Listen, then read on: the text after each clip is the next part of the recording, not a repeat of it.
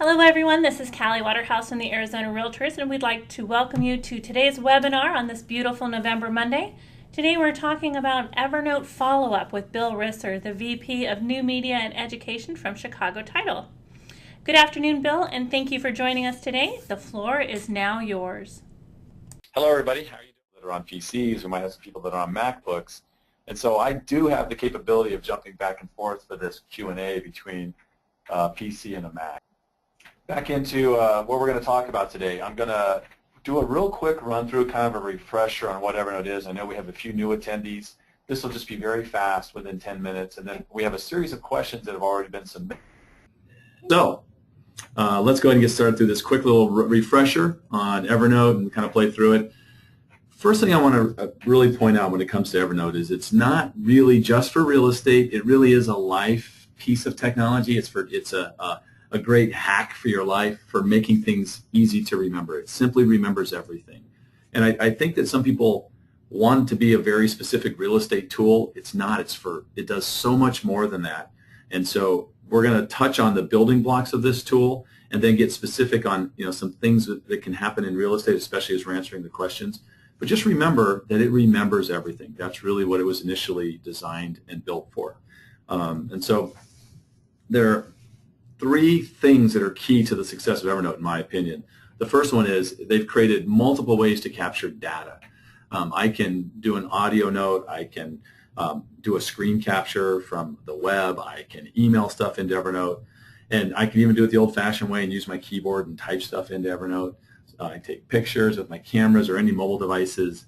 So there are multiple ways to get the information into Evernote. That makes it very easy to use, no matter what tool or device we're sitting in front of at that moment. And that leads to the second part. The access to Evernote, which is obviously cloud-based, it's accessible from all devices, very platform agnostic. We have the ability to use Androids and Apples and Blackberries if we got them, Windows devices, it doesn't matter. We can get it from anywhere. And even if all of our devices go overboard on the cruise, you have nothing left technology at all, go to someone else's computer, log on to evernote.com, and all of your stuff is there safe in the cloud. So I love the capabilities. And finally, one of the most powerful search engines I've found so far in the cloud-based world.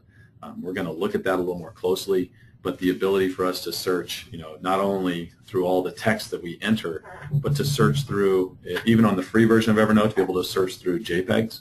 Any images that have text in them, you'll be able to find that text. If you upgrade to the premium, the $5 a month or $45 a year, now you're able to also search PDFs and Word documents and Excel spreadsheets and any document you've uploaded into Evernote. Just crazy powerful search. So really important piece of the puzzle for Evernote. Evernote's built of three basic building blocks, and so I want to discuss these individually quickly. Notes are the starting point for Evernote. This is where content is put. This is where you type stuff in or record an audio note or add an image or a PDF or forward an email or grab something from the Evernote. Or from the web. This is the building block, and notes are kind of the starting point inside Evernote.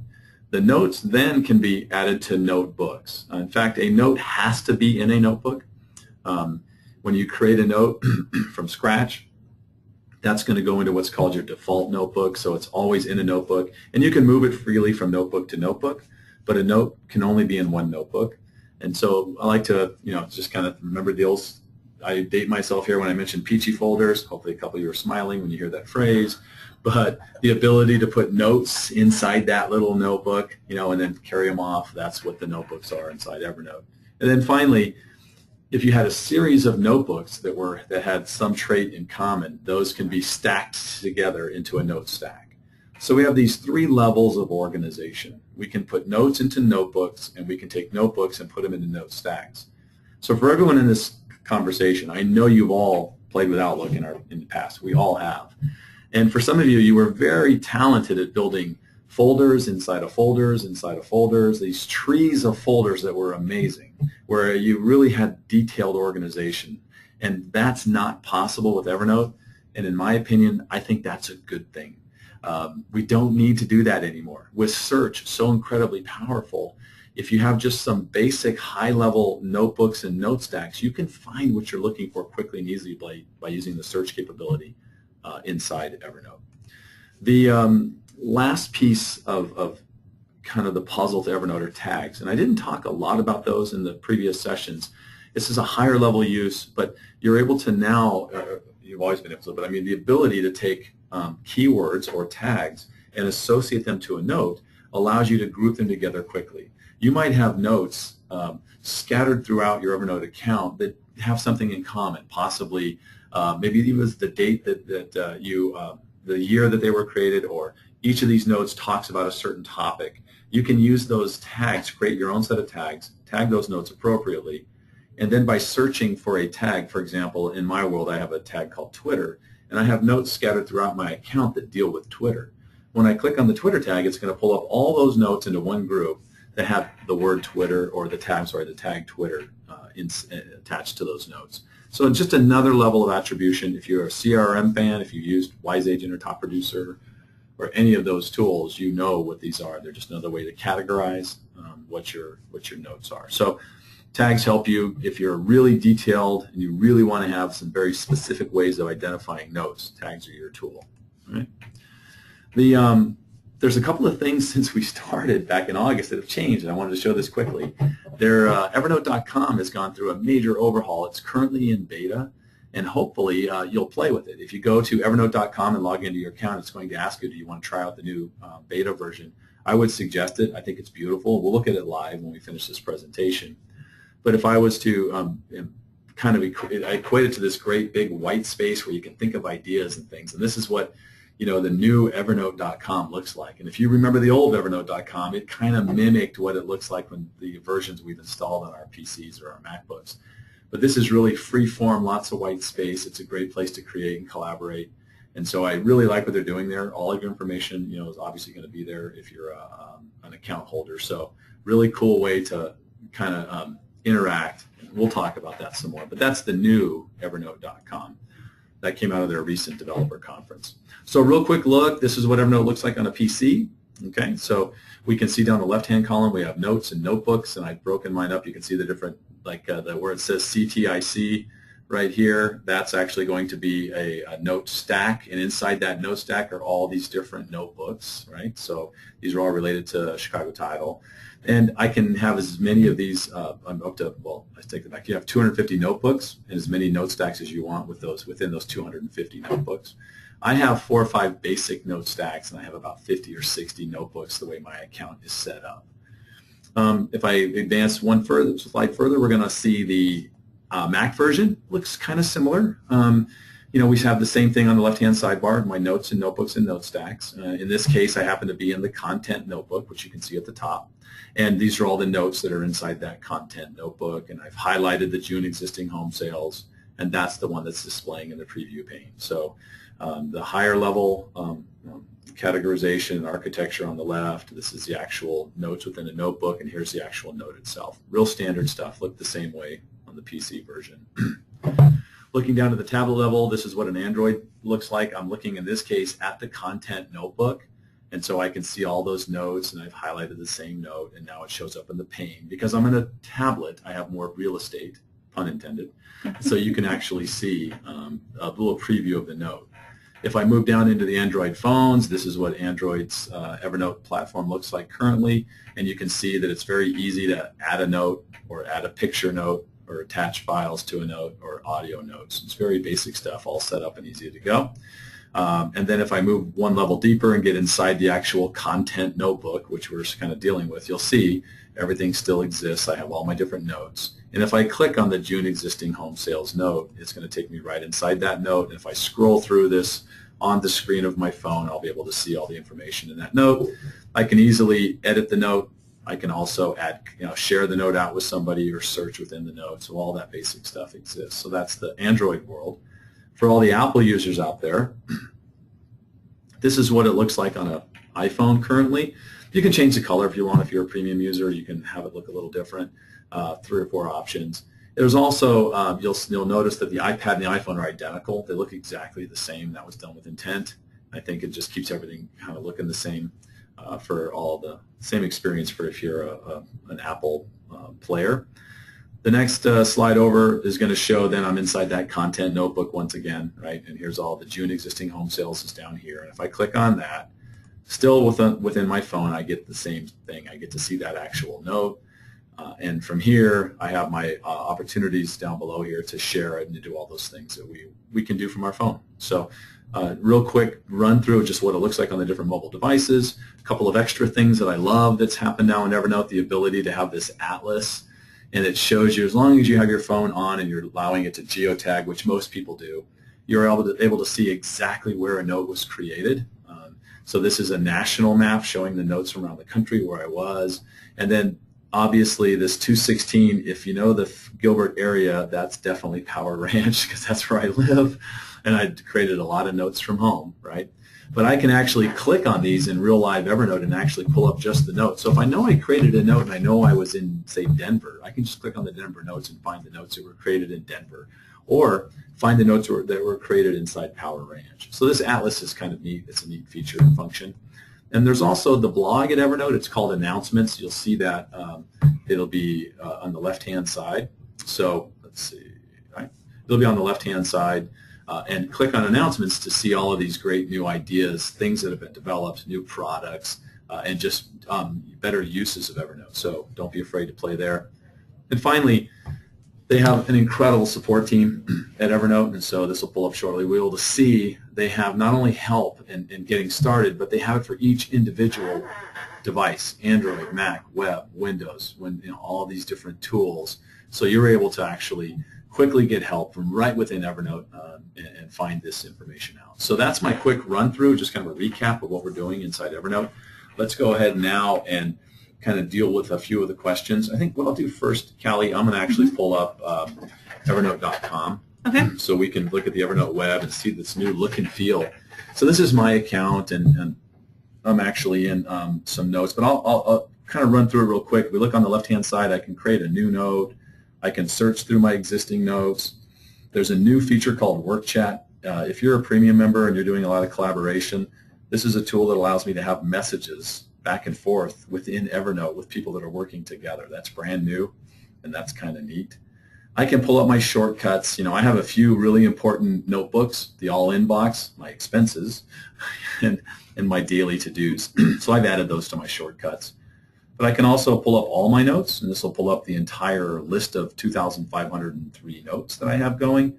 Or I can, show you the entire list of notes. Or I can come down and look at my notebooks, and this will pull up my notebook list, right? I am playing with the business account, so I have a couple of notebooks in there, but the vast majority of what I'm doing is in my personal side. I can also pull up tags. So by clicking here, it'll show all the tags that I play with. I don't have a lot of them, but they're there. If I wanted to see what's going on inside my tag with Google+, I'll just click on this tag, and it's going to pull up the 4 notes that I have that I've tagged that have information about Google+. So it's just a way that instead of creating a Google+ notebook, I didn't need to do that. I put these in content, and I simply identified them as being with Google+, so I could quickly find them with a tag. The market is here. That's where you can buy really cool Evernote stuff that's kind of super expensive. And then the settings are here. By clicking on settings, I can actually go in and do a lot of the things I need to do to keep my account up and current. I can see my monthly usage. I can find my Evernote email address, and I can find all the stuff that I need in here to kind of keep my account current. So I love what they've done with the new Evernote.com. That's a real quick peek at that, so you can see what's going on here in this new space. So I'm going to go ahead and start answering a few of the questions that were sent in advance. In the meantime, if you've got questions, please enter them in the chat box. Anything goes today. I'm going to try my best to jump between 2 machines and find an answer for everyone on the call. Okay, so let's start at the top. The first question came in from Donna. Do you want me to read this, Callie? Sure, go for it. So she said that she's got a lot of stuff now in Dropbox, right? And she's using a Mac, and she wants to start. How do I get those moved or transferred over to Evernote? And so my answer there is, I use Dropbox, I use Evernote, and I use Google Drive. I use all 3. So it's not necessary in my opinion, to move everything over to Evernote if you've already got a system in place that you like in Dropbox. If you're not that happy with what's happening, yes, then by all means, you can move this stuff over. The bad news is this: there's no simple way to do a bulk import. In fact, there is no way to do a bulk import of a lot of data from Dropbox into your Evernote account.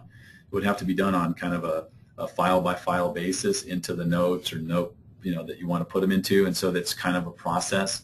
And I'm not quite sure that people need to undertake that process. In my opinion, if you have it in Dropbox and it's available to you on all your mobile devices, which it is, why not leave it there and kind of start fresh with Evernote and see how that process works for you? So I like that for me. I think that's the best advice I give to people that are thinking about trying to do a big, broad import.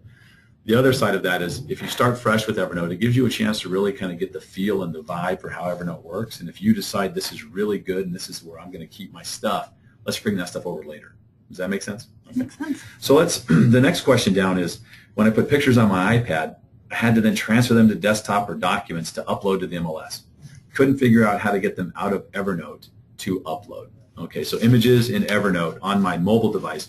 I apologize that my little hookup with my mobile device didn't work today, but I just wanted to let you know that if you have a picture inside an Evernote note on your mobile device, by highlighting the picture, by tapping on the picture, you're going to get that little share button that normally pops up. And when you hit share, you can email that image anywhere you want. So by emailing that to your email account, you now have that image out of your iPad, because that's kind of the gist of your question. And there really is no easy way, unfortunately, to take pictures with your iPad or your Samsung tab or your Android tablets and then quickly upload them into a tool like MLS. It's just not there yet. We're not there.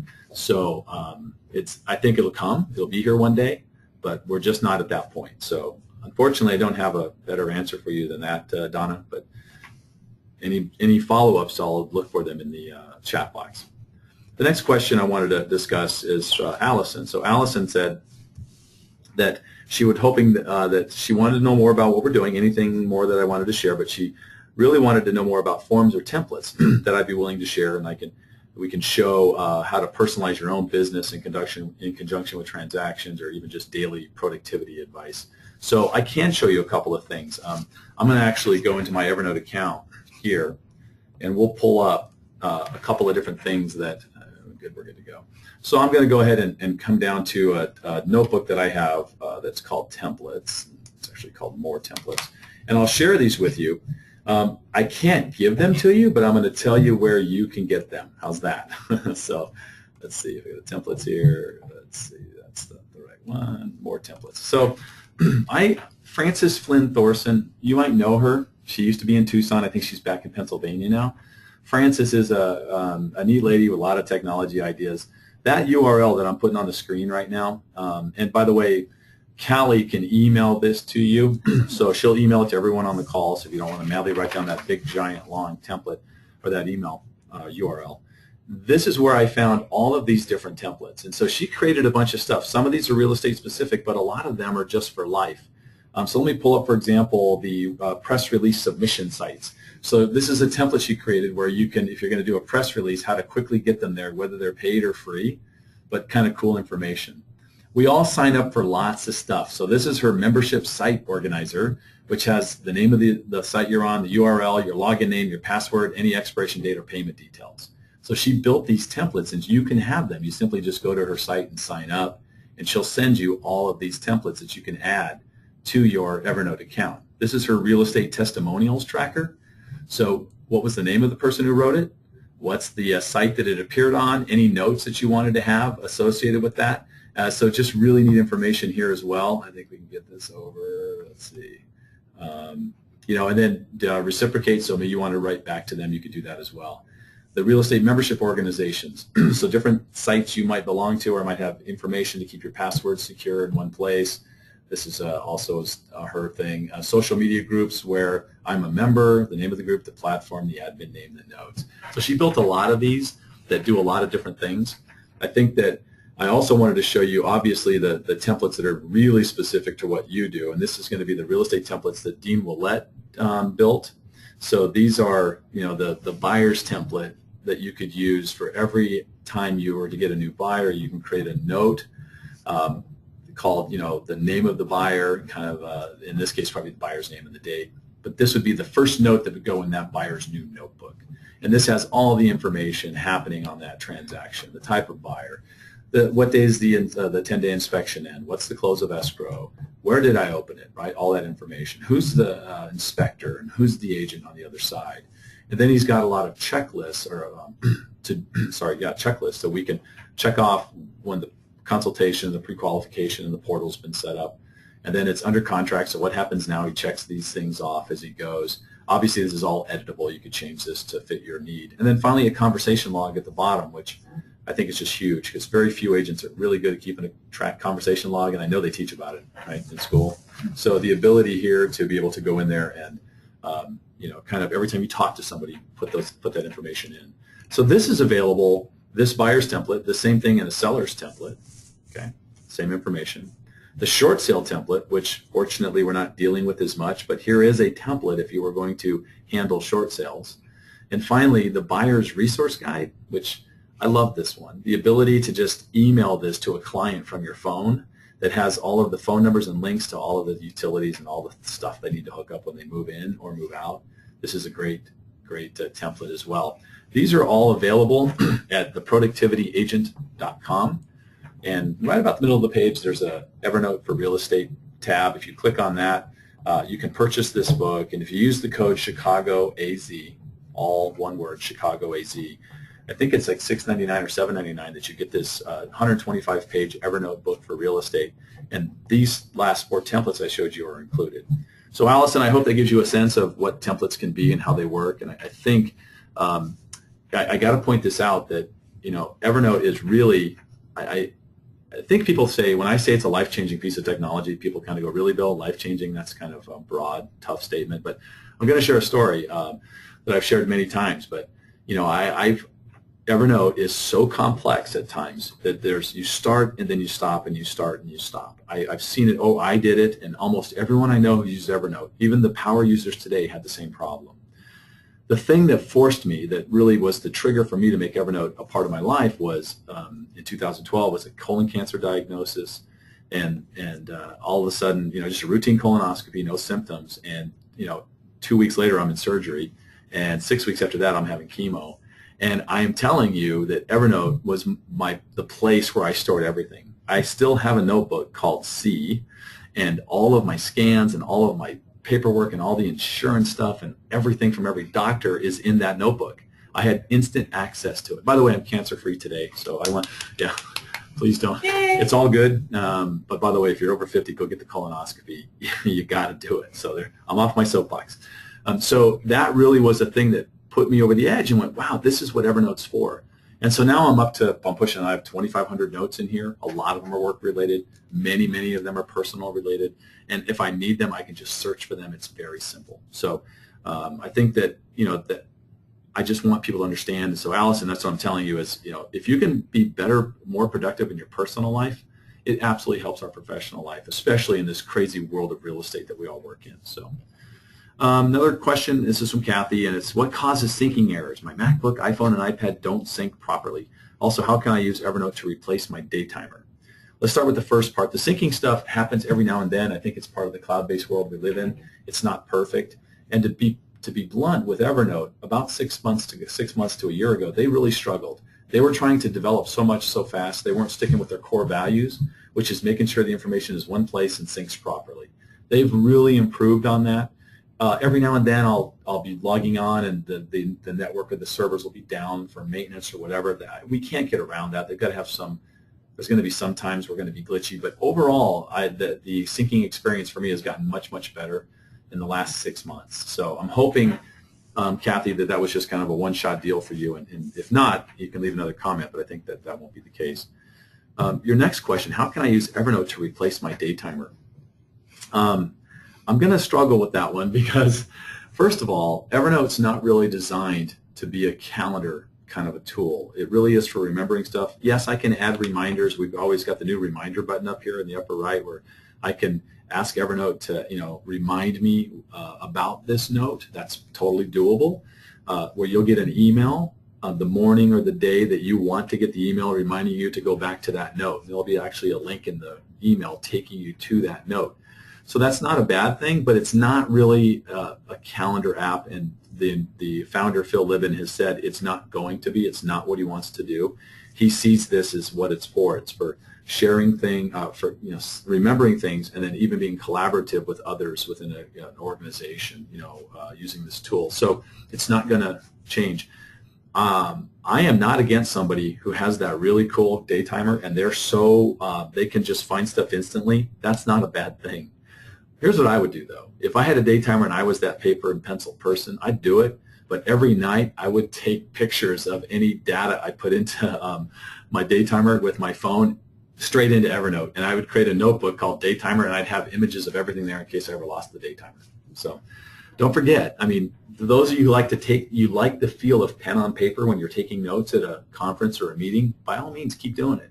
When you're done, take a picture and throw it away.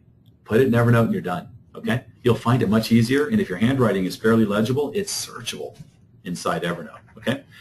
Those of you who love the yellow legal pads, right now I want you to, in your mind, conjure up a search for a word and see if it pops up.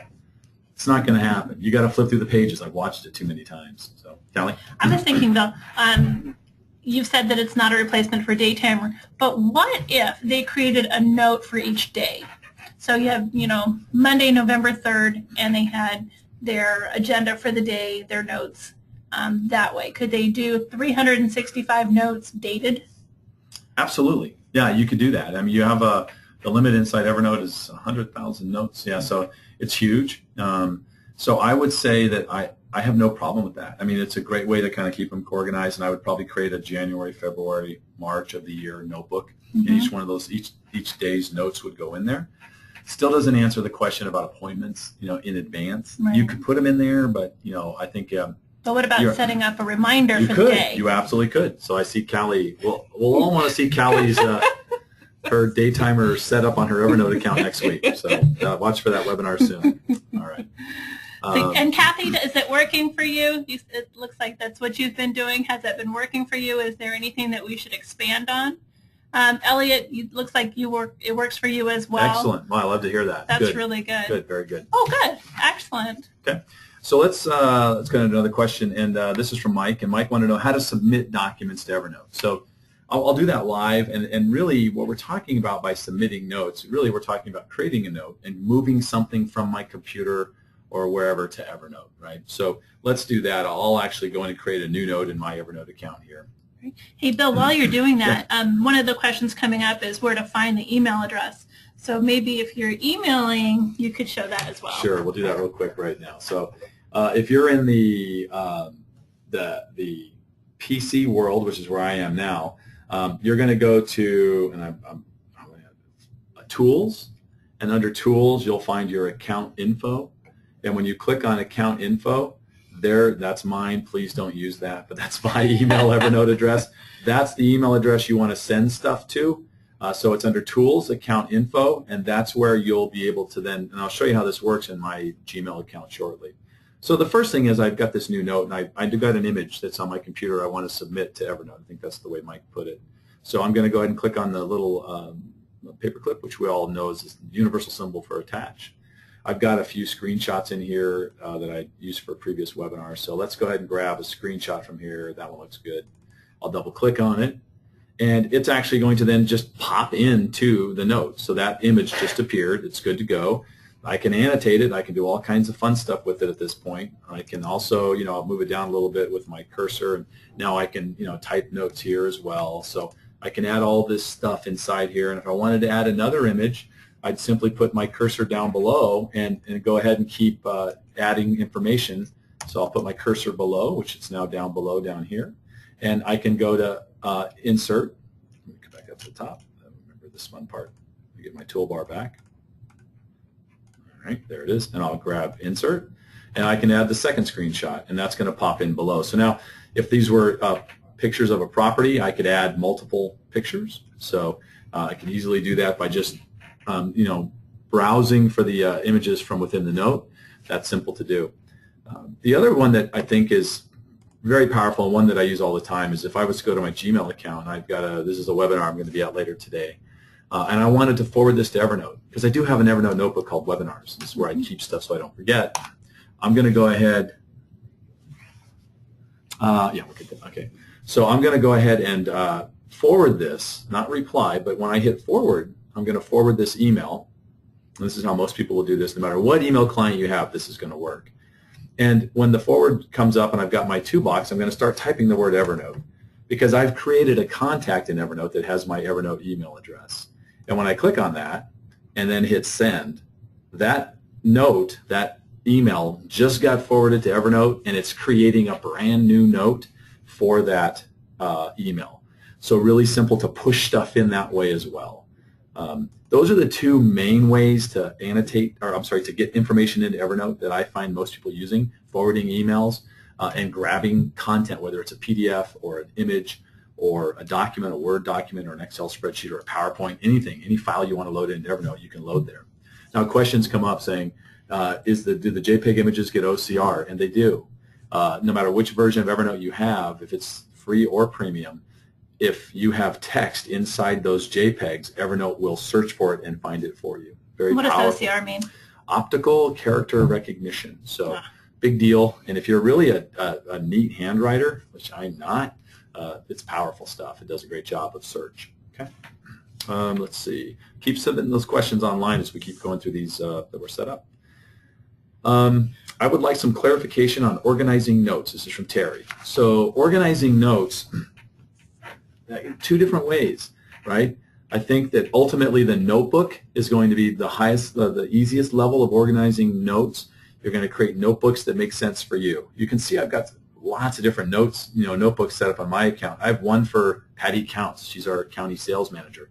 It just made sense to me that a lot of stuff comes in that's Patty related. It's going into that notebook. So those notebooks you see are very unique for me, and I don't think anyone could sit on a session like this and tell you how you're going to organize your data. Everyone thinks differently, but notes are the first level. The second level, Terry, are going to be those tags. And tags are really that second level, which allows you to get very specific. Now, I find people doing this all the time. Like they'll have a note that's about roses and the garden. And so inside the note are these words, roses and garden. And they're tagging it with the word rose and garden. Well, why would you do that? Because you'll just search for roses and find that note. But if roses and garden go to this master group of notes called, maintenance or home maintenance, that makes sense to me because I've got this bigger, broader tag that's going to say home maintenance. Let's go find everything to do with that. In the real estate world, it works the same way. What if, you wouldn't tag something with the property address because that's going to be in the title of the note. But if you wanted to use a tag that was buyers 2011, and you tagged every buyer from 2011 and 2012 with their own individual tag, imagine how convenient it would be to quickly just hit the tag buyers 2013, and every notebook that had that tag would pop up. So all 32 of your buyer transactions you closed last year would be right there in front of you in your Evernote account for you to search and do whatever you wanted to do with. So I think that's probably a key critical way to think about when you're organizing notes inside of notebooks. And hopefully that answers your question, Terry. Please let me know if we have more questions. Let's see. And actually, Joel said the same thing. Best way to organize notes. I think, Joel, we've covered that as well. The ability to either use tags or notebooks, whichever works in your mind the best. Because I just don't think we're not all the same when it comes to that stuff. So let's see what else we have up here. To what extent do you use Evernote for a typical transaction? That's from Jerry. Well, first of all, I'm going to, in full honesty and transparency, I'm not a realtor. I've never been a realtor. I work with a lot of realtors, and I work with really good realtors and some that are not so good. So I'm able to watch the people who have great success with their business, whether it's online or it's relationships or it's social or it's productivity.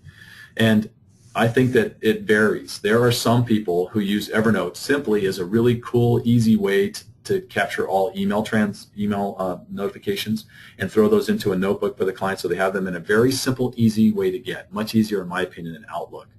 Trying to get Outlook on a mobile device can be kind of tough. even Gmail to an extent. Evernote is just easier. So, and plus it's a backup. It's sitting in Gmail, but I've also got it over here in Evernote. So it's a nice redundancy. That's one level that I've seen people take it to, and that's all they do. I've got others like Dean Willett, who creates he manages the flow of the transaction with the templates inside Evernote. And so I think that's got value as well. I mean, he's going to use this buyer's template, and he's going to complete this and fill it out. And he's going to track the progress of the transaction with check marks in these boxes. As things occur, he's going to check these things off. At that point, he also, at the beginning of the transaction, he shares this transaction template, this buyer's template, with the buyer and tells the buyer, you have access to this at all times. Simply click on the link in the email I've just sent you whenever you want, and you'll see the most recent updated version of this note. And so the ability for the buyer to go, wow, my agents really keep me in the loop, and all you've done is you've just gone in on a daily basis and go, what happened on this transaction today? Updated in the Evernote note, and they have access to it. So I think that's a wonderful way. So you can take it as far as you want. I don't think I see Evernote replacing, like a dot loop or any of those really sophisticated transaction management tools, Wise Agent, you name it. It's, first of all, trying to find the right escrow and lender team that are really hip on Evernote, probably not going to happen. But I think there's incredible opportunity for personal use and tracking your own things and being really transparent with your client. Okay. So just to go back to what Kathy was saying about not using it to replace your day timer. Yes. So we have the buyer's template going, and you're kind of keeping track of the entire transaction. Could you set up that reminder, up here in the corner? Mm-hmm. And can you set reminders of, hey, this is going on or that's going on? Can you do multiple reminders? Yeah, you can. But once again, I think that there are much easier ways to set reminders that are automated. Like if you look at a Wise Agent, right, or a top producer, when you use those for transaction management and you enter the transaction, you just preset the dates. And even if one date changes, every other date changes automatically. So if a date changes, inside a transaction, close of escrow changes, or not that ever happens. No. After running a branch for 10 years, every single transaction closed exactly when it was supposed to every single time. And if you believe that, no. So I think that you get into that situation where if so many dates are dependent on each other that it would be kind of a struggle to go update everything, right? So in the transaction, I think we have to shy away from relying on that kind of stuff, and it's never going to come to Evernote. As far as I believe Phil. I think he's a great guy, so I'm not gonna. I think that might be taking us a bit too far. Okay. Anything else popping up here? It looks like Cindy. The danger in sharing is that the buyer file has to be its own notebook. Yeah, and you don't have to share the entire notebook, Cindy. You can actually share just that note that has the template. I wouldn't share the notebook. I would share just the note, and each can be done. So you have control over, and in this case, I'll hover down the share button. I'm going to share just this note. I'll just send by email. They'll get a URL that they can click on whenever they want, or I can actually copy the note URL to a clipboard and put that in my own branded email. But so share just this note. Don't share the entire notebook. That's a good call, because if you share the entire notebook, you're giving access to everything. Okay? And what about adding some parts under like the password protection like we talked about back in August? Yep. So the other thing is if you wanted to even inside a particular note, say in this template note, I didn't want someone to see a certain piece of this, then I can highlight certain parts of the text, and by right-clicking, I can actually come in here and let me find it. They're going to change it up on me a little bit. All right, fine. We'll highlight it again, and we'll go to our tools. But we can actually come in and password protect, encrypt selected text inside a note. So by clicking on, I highlighted some text in the note. I'll click on encrypt selected text, and then wait for it to pop up. It'll take a second. And then I'm able to then set up, this will be not seen unless you enter the password to unlock it. So I'm just going to wait for that to work. So that might be kind of a good thing to use, like if you have an assistant. Absolutely. You could, if you wanted to keep stuff, kind of more private, especially if you've got information that's personal to yourself inside a note. You can make that so it's password protected within the note itself, not the entire thing. So hopefully that answers that. This says, so only PDFs, don't get OCR unless it's a premium. So PDFs, Word documents, Excel spreadsheets, all of that, and that's from Elliot. Yeah, all of that becomes open to you to search offer information within those types of documents if you go premium. So Okay. I think premium's huge. So let's talk about the different parts of Evernote. You have the freemium and the premium. How much does it cost? Okay, so Evernote itself, the basic account's free. You get 60 megabytes of data you can upload a month, which is a decent amount for just paper in your own personal life. But in the world of real estate, when we use images and lots of stuff, you'll go through 60 megs pretty quick in a month. So to upgrade to the premium account, which went, by the way, from 1 gigabyte to 2 gigabytes per month of information, it's $5 a month or $45 a year, which is just a steal, right? I've heard other people call that free. It's not really free, but it's close. So for $5 a month or $45 a year, you can upload 2 megabytes of data, and you get premium support, and your OCR goes up into all the documents, so you can search anything inside your Evernote account. So those are the key things that are really important. Also, the file size goes up much bigger to 100 megabytes instead of 25 megabytes per file loaded into a note. So the premium is great. And then the next level up from there is business. And if you're a team and I'm playing with it to see how it works, but that's $10 per month per user, 4 gigabytes of data per month upload per user.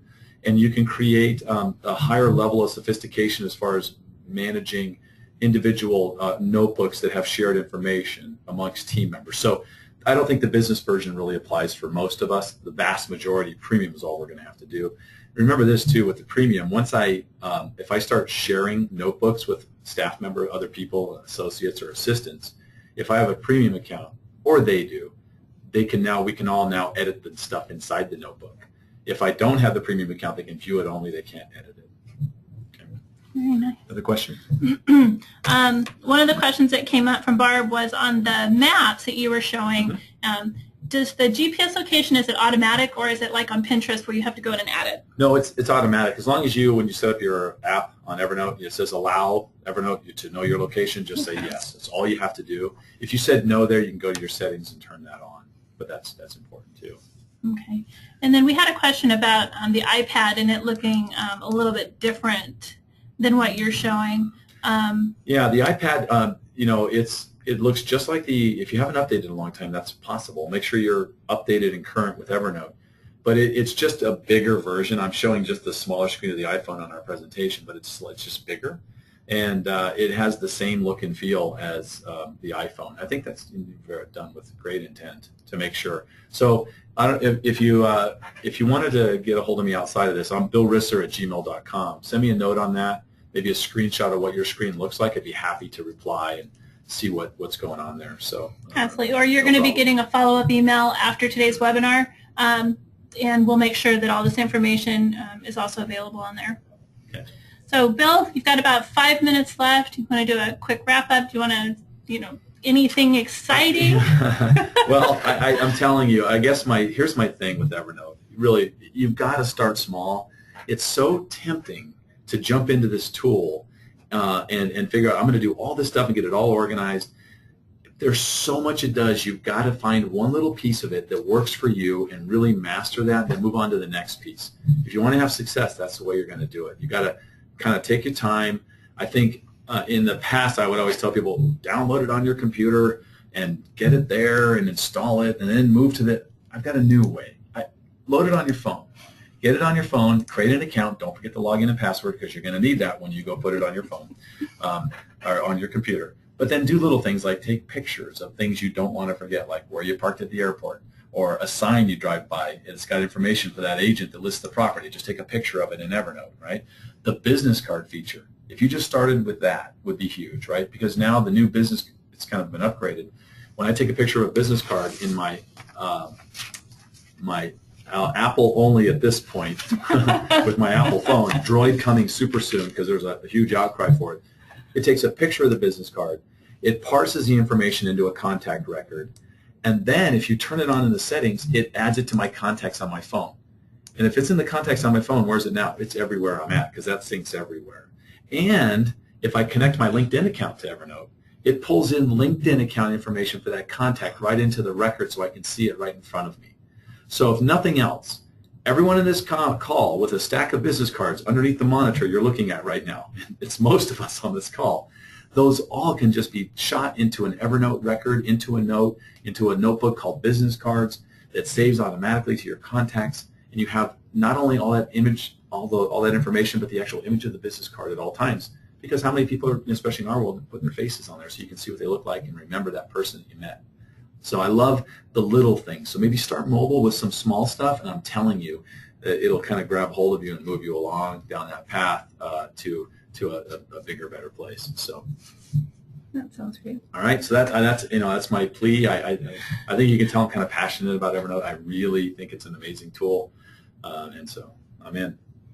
Well, Bill, we really, really, really appreciate these 5 incredible webinars that you have so graciously joined us and provided information for, and we're just so thankful.